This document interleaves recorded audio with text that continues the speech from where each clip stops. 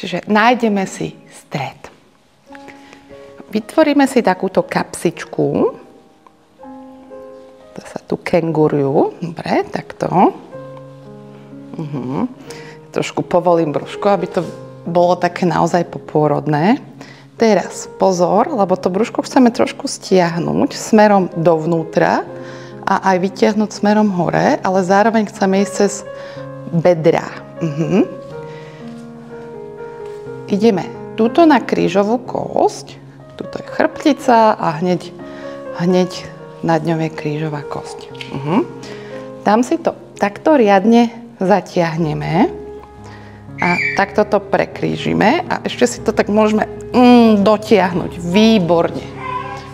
Máme to dotiahnuté. Teraz môžeme spraviť to, že prekrížiš jedno, prekrížiš druhé a pozor, choďte cez to brúško, aby vám to zase tuto nekypelo, tuto hore. Čiže prekrížim, ja si to potom ešte tak pekne dorobím. Môžem ísť zasa dozadu.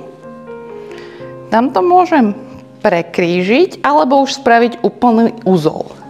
Keď to prekrížim, tak tieto rohy, ktoré sú skosené, si tu zapravím. Tuto si ich zapravím.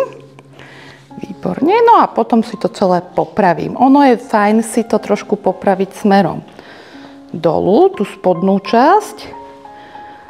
Tak, výborne. A túto hornú časť, to prekríženie, si zasa tak popravíme smerom hore.